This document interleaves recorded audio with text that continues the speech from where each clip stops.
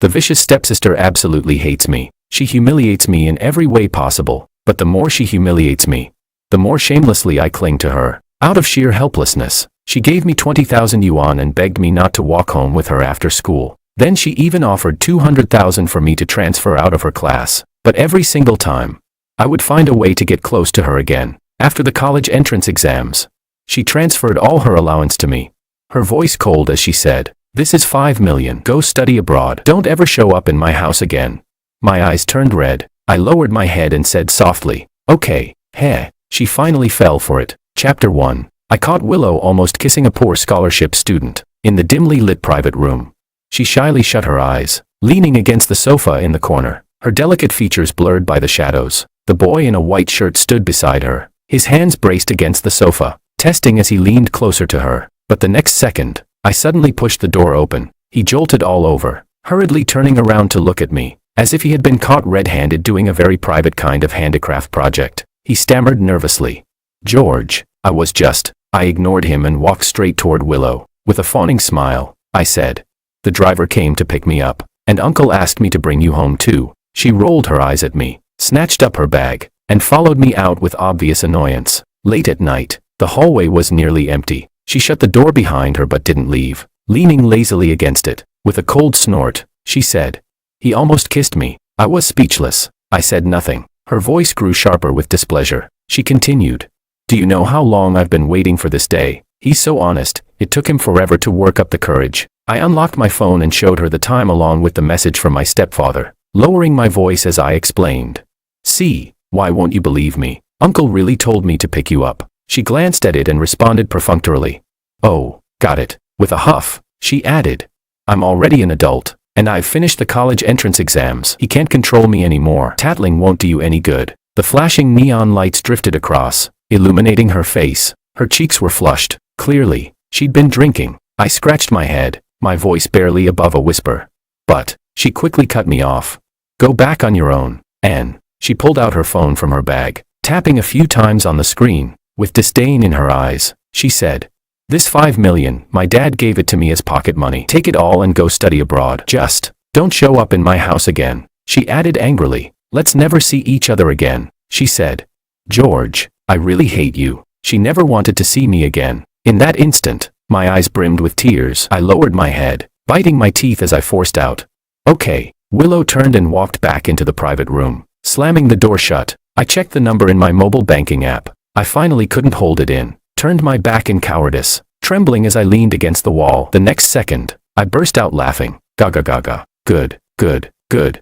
She finally fell for it. Chapter 2. Willow has hated me for a long time. She thinks my mom and I are only after the Liu family's money, that we want to leech off her inheritance. Well, she really is smart. Back in middle school, she mixed sand into my lunchbox, cut my school uniform, poured glue into my books. She tried every trick she could to force me out of her house, but I kept my head down, always obedient, never complaining. Even when my stepfather knew about it, he never scolded her once. Instead, feeling guilty, my stepfather gave me pocket money, and whenever I saw money, I couldn't help but feel happy again. At 16, Willow and I were both placed into the same high school. She didn't want to be in the same class as me, yet she also didn't want our stepfather to scold her and praise me instead. So she skipped straight to the point. With her chin raised proudly, she said, 200,000. Transfer out of this class. In freshman year, I left in despair. By sophomore year, I shamelessly came back. After all, she never said there was a time limit. When I walked back into the classroom with my bag on my shoulder,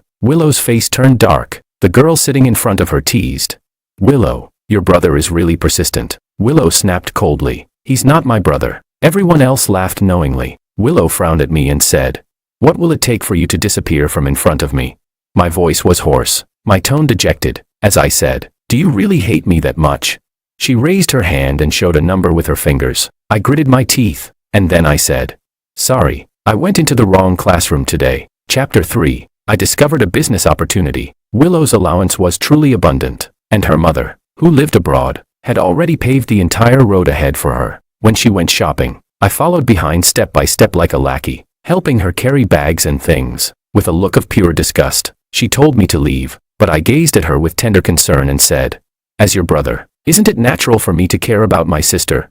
She transferred me money, and said, Get lost and stop bothering me. Well, I could only accept it with a smile. I clung to Willow for over a year. Everyone knew she had such a stepbrother, and they even joked about us, saying when our forbidden romance started, make sure to let them know. After a while, Willow didn't even bother to explain anymore. She simply kept throwing money at me, telling me to get out of her way. But how could I possibly leave my golden goose?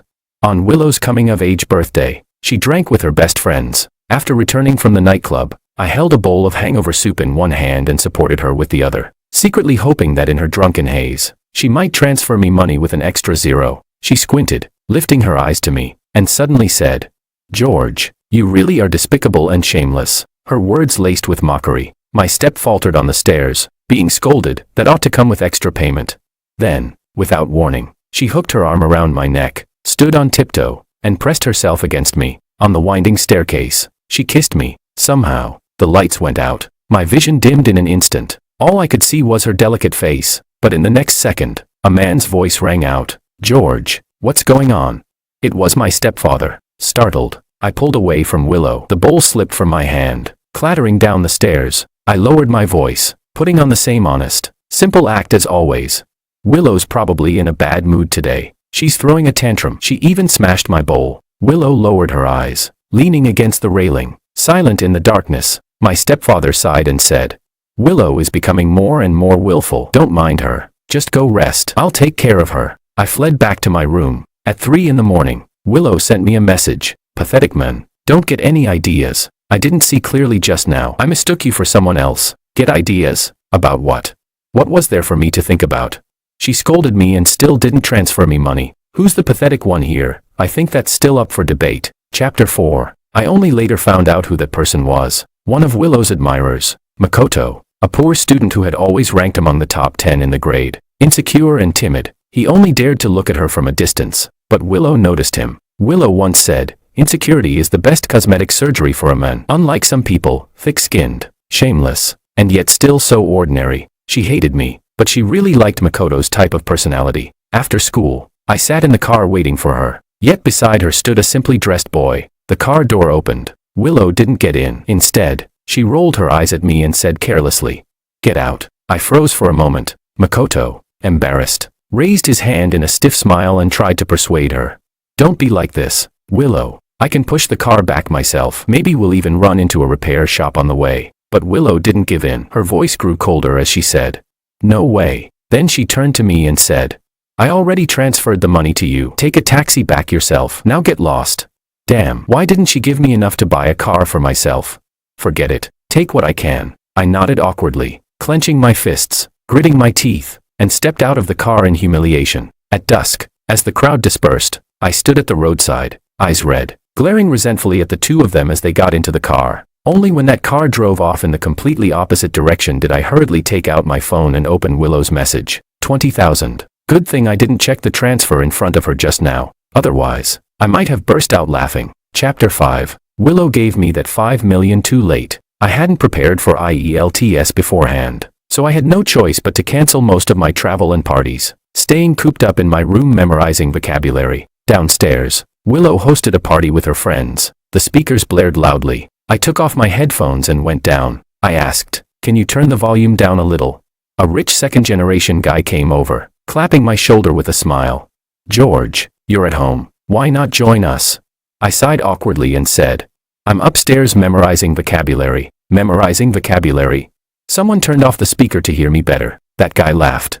"I thought only internet nerds crammed this early. Even Makoto the genius is here having fun. Come on and join." Willow never lifted her head once. Makoto sat beside her, smiling at me kindly, though his face showed hesitation. Finally, he said, "Brother, you're not planning to retake the exam, are you?"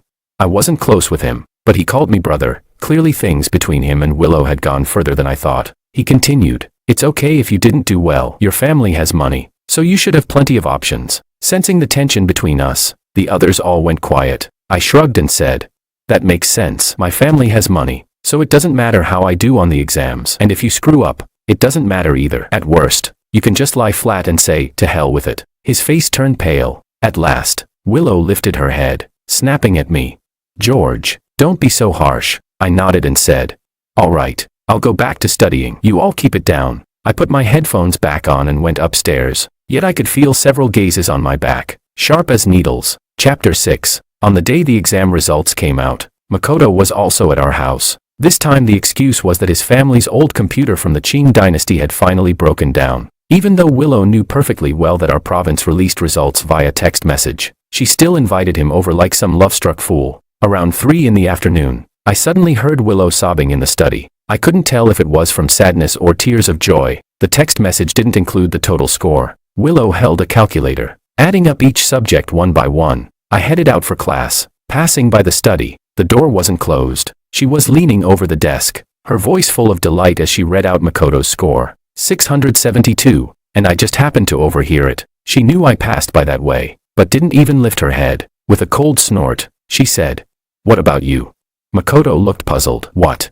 While changing my shoes downstairs, I casually replied, 690, a better than expected performance. I waited for her to ask more. Suddenly, something clattered onto the floor, making a sharp sound. Chapter 7. My dad wants you to apply to Z University. That evening, Willow stood outside my door and said this to me. My stepfather was a very traditional man. He valued education, believing that his children getting into a good university would bring him more face. Of course, I also knew the other reason. He wanted me at Z University so I could look after Willow. I held the doorknob, wanting to shut the door. I frowned and said, "Didn't you tell me to study abroad?"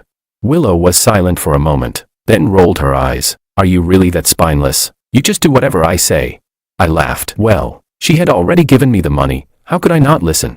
But in the past, I only ever listened halfway. When she told me to get lost, I'd leave for an hour, only to return and pester her again. This time, though, I really didn't have the face to push back. 5 million. I promised myself I'd take it and leave, never to appear again. At family gatherings, my mom and I could always sit at a separate table. She pouted. "So you're not going to listen to my dad?"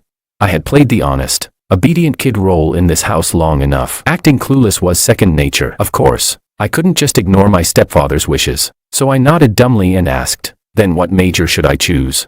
She replied, "Give me your password. I'll let Makoto fill out the forms for you. No one understands how to choose majors better than he does." I scratched my head and muttered, "Just don't send me off to the Gobi Desert." Willow chuckled lightly and said, "Makoto isn't that kind of person." I didn't know. I didn't care. I was already preparing to accept an overseas offer. Chapter 8. And so, the very knowledgeable Makoto filled in mechanical engineering for himself, agriculture for Willow, and for my application, he filled all 80 slots. I had to delete them one by one myself. Makoto and Willow both got admitted successfully. Turns out, he really didn't care about Willow's future at all. My stepfather was delighted and prepared to book a hotel to throw a college admission banquet for Willow. At the dining table, he opened a bottle of wine worth over 100,000 and clinked glasses with my mom. Willow came down the stairs and casually mentioned, "Should George and I have our celebration together?" After the high school entrance exams, we had also held a joint banquet. My stepfather chuckled. He said, "George won't have his for now," he explained. "He's preparing to go abroad to avoid taking up someone else's college admission slot. He deleted all his choices. We'll hold his celebration next year." The faint smile on Willow's lips vanished instantly. Her face darkened. She bit her lip and asked, "Going abroad?" I lowered my head, quietly eating, occasionally sipping the wine worth more than 100,000 per bottle. Didn't taste good, but the more I drank, the more I earned. There was no way I'd ever buy something like that for myself. My stepfather frowned. He said, "Yes, the decision was a bit sudden, but I fully support George. This is supposed to be a happy occasion." Why the long face? Willow lowered her eyes, clearly unhappy, and said, "I'm not happy." My stepfather didn't understand. "Didn't you say you wanted to attend the same university as the person you liked? Now you've been admitted, and to Z University, no less. What's there to be unhappy about? The major isn't great, sure, but you can transfer later. No one's really going to make you farm the land. Your mother's also thrilled. She wants you to spend a month with her over the summer." Willow asked, "Which country?" My stepfather slammed his chopsticks down. "You don't even know which country your own mother is in." She turned to look at me, and for once, there was a trace of grievance in her eyes. She said, "I was asking George." My stepfather silently picked up his chopsticks again. I put down the wine glass, lifted my gaze cautiously, and said, "I haven't decided yet." Chapter 9. That night, Willow came into my room to borrow my phone to look things up. Hers had broken. When her admission results came out earlier, she had angrily knocked over the water glass Makoto handed her, spilling it all over her phone. Honestly, so old already, and still messing around with water indoors. She lay on my bed scrolling through my phone, while I could only sit at my desk playing on the computer to ease the awkwardness. The room was quiet, except for the sound of my typing and clicking. The next second, Willow suddenly said, "Wouldn't it be nice if you went to America?" I asked. "Why?"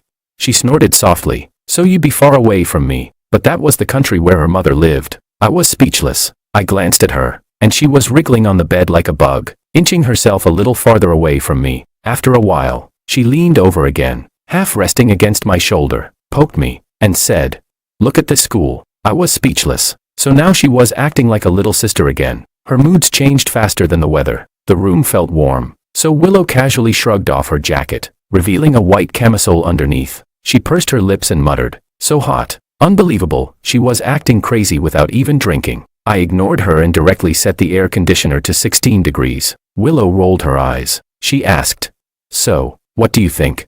I replied, "It's fine." She switched through a few more pages. I repeated over and over, "It's fine. Anything's fine." Willow stopped. She leaned back on the bed, raising her eyes to stare at me. The truth was, I had already made my choice long ago. I just didn't want to tell her. Chapter 10. It started to rain outside. A sudden summer downpour. The rain pattered against the window. A steady rustling sound. Willow frowned and asked, "Are you blaming me?" She suddenly spoke, her voice so soft it was nearly drowned out by the rain. Such a ridiculous question. I thought for a moment, then answered honestly, "Of course not." At first, I did find her annoying. She was always sharp-tongued, saying awful things, telling me more than once to get out of the Liu family. She even said in front of classmates that my mom and I came just to skim money from her family. The truth is, my family wasn't poor, we just didn't have as much as her parents. At school, she never once treated me kindly, but the willful, arrogant stepsister would turn into gentle, warm numbers in my bank account balance. So I stopped caring much about how she treated me. As for her sending me abroad out of spite, I even considered her my benefactor for that. But now, I was too lazy to keep up the act, and there was no need to anymore. She asked again, "Is this your way of retreating to advance?" That one was harder to answer. Taking the money while pretending to yield could be called retreating to advance, but not in the way she thought. I frowned, wanting to speak but holding back. Just then, the doorbell rang. It was Makoto, here to pick her up. She hesitated for a moment, then stood up and walked out. When she opened the door, she softened her tone, acting coy with Makoto as she said, "Why are you only just here? I've been waiting for you forever." So she could speak nicely. It seemed her bad temper had always been reserved just for me. Chapter 11. Willow and Makoto went out on a date. Makoto posted photos of their trip on his WeChat Moments. By the sea, Willow wore a straw hat and a white dress, smiling radiantly as Makoto held her in his arms. The photo even had the watermark of a professional camera. The caption read, "If only I could meet the younger you. I'd hold you close and never let you get hurt." I gave it a like, then kept scrolling. I liked all the vacation posts my old classmates had shared. Everyone's life looked so wonderful. Nice to see. Love to see. Please, everyone,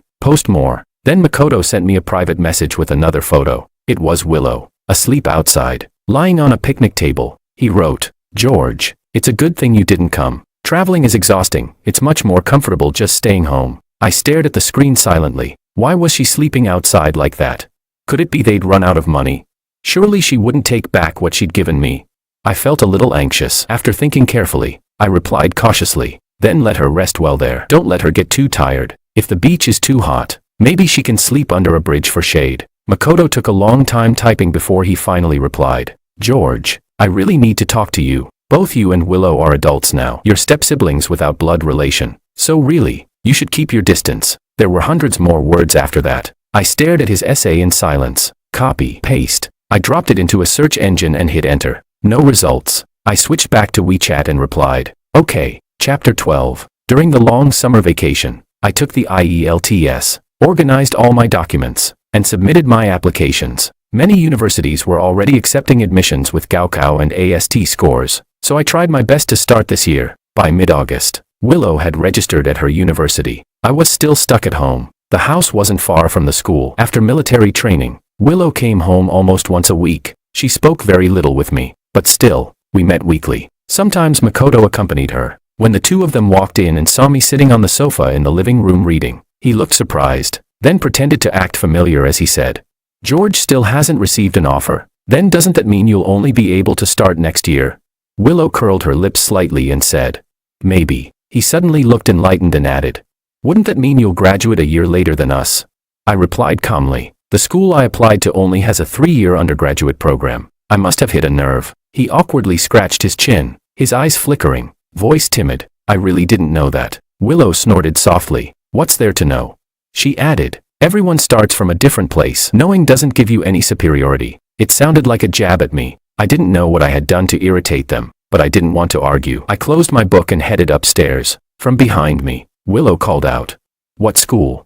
I turned back. Sunlight streamed through the window, falling across the steps. I shrugged at her and said, "Better not to say. Don't want to show off my superiority." Chapter 13. In mid-September, the day my stepfather and my mom drove me to the airport. It was a work day. He had wanted Willow to ask for leave and come along, but I refused. I said, "My sister has never liked me. Better not to upset her." I left directly, and in doing so, granted her wish. When the plane leveled out in the air, I opened the shade and looked outside. Only clouds. The ground was no longer visible. The flight was long. I pulled a blanket over myself, put on a U-shaped pillow, and closed my eyes to sleep. Unexpectedly, I dreamed of Willow. At 14, a relative spitefully told her that her mom had come. She ran out happily, only to see me and my mom. They had meant stepmom, not her real mother. My first impression of Willow was that she was gloomy, pale and thin, listlessly staring at me. My stepfather was always busy. Her real mother lived far away overseas. I thought maybe she was pitiful too, until I ate a mouthful of sand. At that point, I was the pitiful one. In our youth, we clashed constantly. My stepfather would scold her, because she was his biological daughter and easier to discipline. My mom never hit me. She only spoiled me. I once thought of treating Willow better, but the kinder you are to a woman like her, the more she walks all over you. She threw a tantrum, demanding our stepfather buy her a cake from the edge of the city. But he was away on business and couldn't come back, so I went myself, spending the whole afternoon running back and forth. The moment I handed her the cake, she dumped it straight into the trash. The first love letter I ever received, she tore it to pieces. During her rebellious phase, she rarely spoke, except to repeat one word again and again: hate. She hated me, hated that my name was on the same household registry as hers, hated the way I always wore that indifferent expression. I got fed up and ignored her for 2 months. When high school started, she was the one who came to talk to me. Her first sentence was still, "I hate you. Transfer to another class." Her second sentence was giving me 200,000. With a vicious tone, she said, "This should be enough, right? Damn, who does she look down on? For that much money, I'd transfer schools if she wanted." I answered, "Sure." She rolled her eyes in disdain and sneered, "You really are shameless." Chapter 14. I landed in London, rented a place and began living alone. At first, I couldn't adjust to the all-English lectures, couldn't get used to the food here. I felt gloomy and depressed all day long. A week after I left home, Willow finally sent me a message. "You left without saying a word." I replied, She asked, "Why?" It took me a long time before I answered her. I wrote back, "Because I hate you too. No need to let you know." Back when I hadn't gotten any money from her, I never said things like that. I always felt it wasn't worth picking a fight with someone so starved of love. But now, in a foul mood myself, I couldn't care about her feelings. Willow never replied again. Instead, Makoto called me. He demanded, "What did you say to Willow?" I flipped through my book, answering casually, "Nothing much." He shouted angrily, "She blocked me." I closed my book and scolded him. "She knocked you. A girl knocked you, and you didn't knock her back. Useless piece of trash." Makoto grew flustered. Then after a pause, he clenched his teeth and said clearly, "She deleted all my contacts." I said, "Oh, she probably caught swine fever after drinking. Just wait until she sobers up and regrets it." Then I hung up. I was busy. Didn't have time to provide him with emotional support. Chapter 15. After the semester ended, I went home for a month's holiday. Traveled with a junior schoolmate who happened to be on the same route. Her family came to pick her up, so I had to wait a while longer. I walked her part of the way, helped carry her luggage. After sending her off, I saw Willow. She had gotten thinner, her figure looking even more delicate. She came over and walked beside me. No sarcasm, no deliberate avoidance. At 19, she finally seemed to resemble a normal person. She asked, "Who was that just now?" She stopped walking and looked at me. I said, "A junior schoolmate I know fairly well." Willow pressed her lips together and said, "I'm just being kind in telling you this. Don't you know many female students abroad aren't exactly pure?" I raised my hand, looked at her, and cut her off directly. "Then do me a favor and stop being kind. I think my girlfriend is a very good person." Willow froze. By then, I had already spotted my stepfather's car in the parking lot. I walked over, opened the car door. My mom sat in the passenger seat. She asked, "Where's Willow? Didn't she go pick you up?" I dropped my bag and said, "She walks too slow. I wanted to see you sooner, so I ran here." My mom smiled. She said, "I already asked Auntie to buy groceries. We'll make all your favorite dishes tonight. You look." She paused.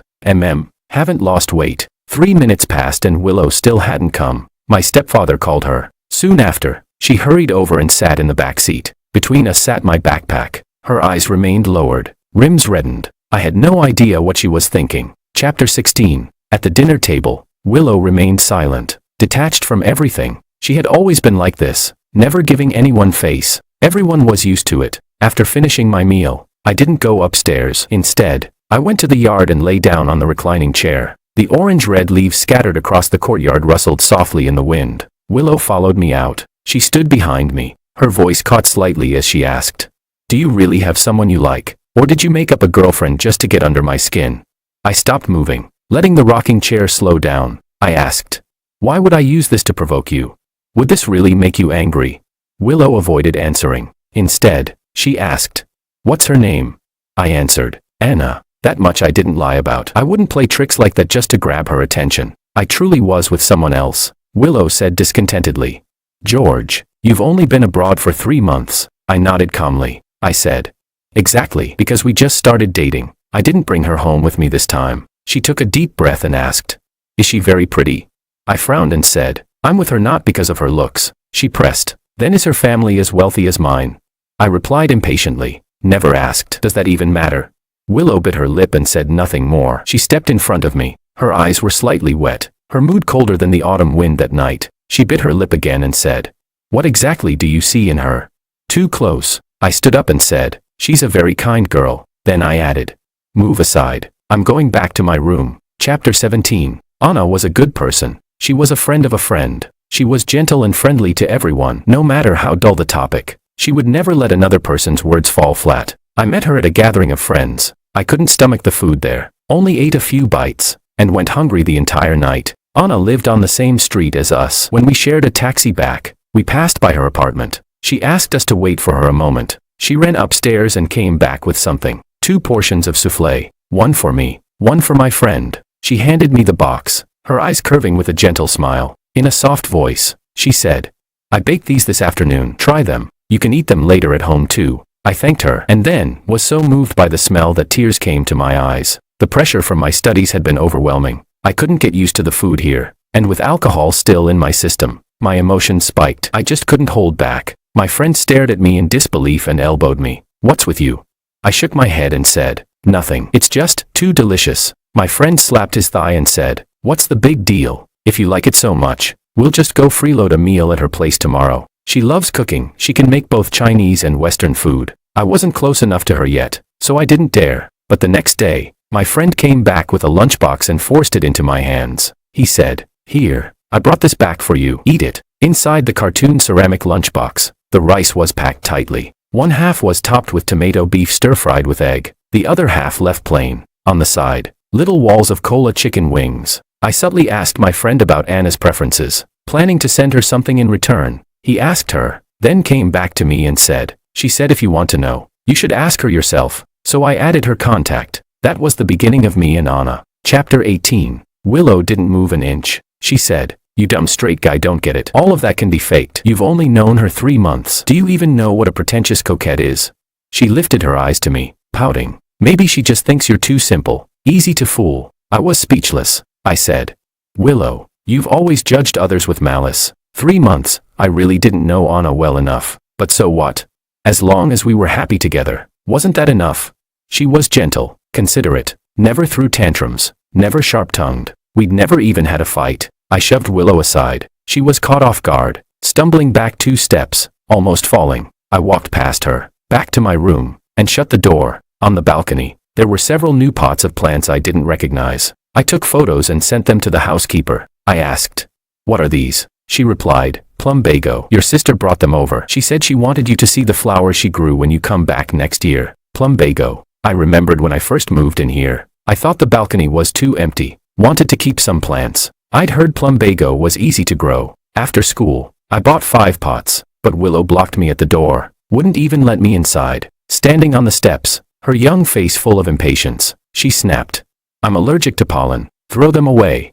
And you, get out. Wash up before you come back. The housekeeper said after I went abroad. Willow started growing flowers herself. Plumbago blooms for a long season, still blossoms in November. Willow even took photos and posted them on her moments. The housekeeper gave her a like, but I didn't. I had set her posts to chat only, so she wasn't really allergic. I replied, give them back to her. I'm not interested in keeping plants right now. Chapter 19. In early January, I was going back to school again. Willow wanted to send me to the airport in front of my stepfather. I couldn't refuse, but at least, this year I wouldn't have to spend the new year with her. On New Year's Eve, after class, Anna came to find me. I couldn't cook in my apartment, so we went together to her best friend's rented villa to celebrate. There were lots of friends there. Everyone played cards in the living room. Anna was in the kitchen. I rolled up my sleeves, walked over, and said, let me help. She said, I'm just washing fruit. She lifted her eyes to me with a gentle smile. She picked up a freshly washed strawberry and brought it to my lips.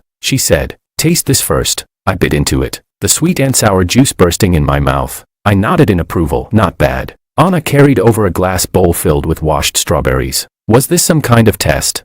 I held the bowl earnestly and said, I really did come to help you. She tilted her head slightly and said, I know. Then added, then help me make dessert. On the other side was a long table, clean, elegant utensils and ingredients neatly arranged, like a set of toy kitchen playthings. Chapter 20. We made over 10 dishes. Everyone ate and drank their fill and had a great time. Late at night, my friends drove us back. I'd had quite a bit to drink, not drunk, but I wanted to take advantage of this buzz to get closer to her. When we reached downstairs, the car door opened, and the cold wind hit my face. I helped Anna tie her scarf, put on her fluffy hat, then took her hand, and together, we stepped into the thick snow. The snow hadn't been cleared yet. It was a vast white blanket. We walked slowly, but when we reached the stairs, Anna misstepped and almost lost her balance. Luckily, I reached out, wrapping my arm around her waist, pulling her back. We were very close. Our noses almost touched. Her skin was very fair, but now flushed with a drunken red, like white porcelain stained with rouge, beautiful enough to make it hard to look away. She was beautiful. I felt the moment was right, so I cupped the back of her head and leaned in to kiss her. The night was dark, and the streetlight emitted a soft glow. The wind blowing was cold, but her face was hot, her breath scorching. The kiss ended. She buried her face in my chest, her cheeks flushed. I chuckled softly and held her tight. Snow fell silently, and it felt like the whole world was just the two of us, with only our heartbeats in sync. However, just as I turned to say something, my gaze froze. A woman in a beige trench coat stood in the distance, quietly watching everything from below. It was Willow. Chapter 21. I reluctantly said goodbye to Anna, and we walked into the hallway. Willow quickly approached me, her presence bringing the cold with her. I didn't know how long she had been standing outside. Snowflakes had settled in her black hair. She knew the address to my apartment. Sometimes, my mom would video call me in the living room, and no one ever avoided the screen. I never expected her to come here so quietly, alone. At this moment, our eyes met, and we both spoke at the same time. She said, Happy New Year. I asked, what are you doing here? Willow whispered, came to see you. I turned my gaze away, replying indifferently, I'm fine. She pressed her lips together, and with a strained voice, said, I'm sorry. It was such an odd thing to apologize for. What was she apologizing for? Words were rented, and speaking more would increase the rent. I didn't respond. She paused, then looked at my face and continued explaining on her own. I didn't let Makoto touch me. I just wanted to know your attitude, so I went on a date with him. Ah, so it was about that. I said, okay, got it. Don't bring it up again. Whether she was angry or sad, she lowered her eyes and leaned against the wall. Scraping the dust off it, she wiped her eyes and said, before you went abroad, I had a fight with Makoto. She choked up and said, he took my phone while I was listening to online classes, and he saw the transfers between you and me. She continued. He added up all the transfer records, and there were over 1 million in total. He scolded me, saying I was cheap, saying I was putting on a show of being a good girl while being a whore underneath. He also said that I didn't like him at all, because love follows the money. By the end, her voice trembled, but I didn't understand what she meant. I laughed and asked, so, are you planning to get the money back? Willow's voice grew hoarse. She said, no, that's not what I wanted to tell you. I was losing patience now, my eyes wandering, starting to count the bricks on the floor. I asked, then what do you want to say? She was silent for a moment. Her lashes fluttered slightly, her fingers digging deeply into her palm. She said, "Where the money is, love is too." That's something I used to say to him when I complained about him being stingy, and he said it back to me. "George, what I'm saying is, I like you. All these years, I don't believe you didn't notice." She choked up. Chapter 22. Believing that the other person likes you is one of the biggest illusions. By the time I met Willow, she was already past the age where you could just act out and like someone. I had noticed that in high school, but her moods were so unpredictable that it was hard for me to believe there was any real affection behind it. I shook my head and said, "No, I didn't notice. Liking is liking. Money is money. They're separate things. Anyone who says where money is, love is really just telling the other person, if you like me, you owe me something. So no, between you and me, there's only a transaction." How should I put it? "You're so dramatic. I thought that was your way of compensating me for emotional damage." She grabbed my sleeve, choking back tears as she said, I just always felt that I should hate you, that I should push you away. That's why I treated you like that. I didn't dare let you hover in front of me. Didn't dare face my own feelings. It was getting late. I was a bit tired and yawned, shrugging her hand off. Since she hadn't pressed the elevator button, I did it myself. I said, "All right, go on. I'm heading upstairs." Willow's eyes turned red. She said, "I took a long flight to come see you. You aren't even going to let me sit for a while." I remembered the little essay Makoto had sent me earlier. I took out my phone and dramatically recited it. I sighed. "I have a girlfriend now. We're not blood-related siblings, so we should really keep our distance." I fought magic with magic. Finally, I managed to send the lost Willow away. Chapter 23. Anna still found out about me and Willow. After being together for a year, I purposely chose a day when Willow wasn't home to introduce Anna to my mom. But Willow saw a shopping post from my aunt and drove for 2 hours from school to rush back. During dinner, Anna sat next to me and, without thinking, playfully said, "Brother, I want some juice." I naturally picked up her glass and poured her some. Willow also raised her glass and handed it to me, but I set the drink down. Anna looked at Willow and smiled apologetically. What could have been a light-hearted joke? Willow, however, turned cold. She put down her chopsticks. Annoyed. "Do you think calling each other that is some kind of game between you two?" Anna froze for a moment. With elders present, she lowered her eyes, feeling guilty. "Sorry, I was out of line. We didn't manage to finish the meal." I snapped at Willow. "What's with the attitude? Does this have anything to do with you?" It had been a long time since I called her sister. She rarely called me brother either. What was the problem with Anna calling me that? It was the first time I shouted at Willow, and both my stepfather and mom were startled. Willow froze. She looked embarrassed, didn't respond, and buried her head in her bowl. The soup in front of her grew more and more empty. Then she suddenly burst into tears. My stepfather was shocked again. Willow wiped her eyes, stood up, and left. Anna only knew that I had a stepsister. She knew she had a bad temper, a lot of money, and acted recklessly at home, never caring about anyone's feelings. But that was all she knew. After dinner, while we walked in the yard, I decided to come clean to Anna. It wasn't really a confession. I hadn't done anything wrong, but the words I said might upset her. I would probably need to calm her down later. I turned around, quietly observing her expression. Her brows furrowed tightly. I softly asked, "Are you mad?" She lightly snorted and said, She was indeed upset. I let go of her hand and raised my hand, intending to swear an oath, but she took my hand again. Her fingers intertwined with mine. She tilted her head and looked at me helplessly. She said, "I'm not mad at you. I'm mad at Willow." She knew how to get mad. We reached an understanding. Chapter 24. I stopped caring about Willow. Life went on as usual. After the holiday ended, I returned to school. I attended classes in lecture halls, went to the Senate library to write papers, and met Anna for meals. She was truly emotionally stable, and very considerate of others, like a mature wife. Later, I decided to pursue graduate studies. Everything went smoothly. Willow's presence in my life became smaller and smaller. One time, I saw the housekeeper tidying up her room. She found a stack of papers. They were boarding passes, all to London. I had no idea what kind of abstract plans she was making. Unfortunately, I had moved to a new house, and the school was crowded. Despite her numerous visits, she never ran into me by accident. Before Christmas, I received an offer from my new school. It was a better school than my undergraduate one. I had the right people around me, and a bright future ahead. My wings were already long and sharp, and when spring came, there would naturally be a chance to soar.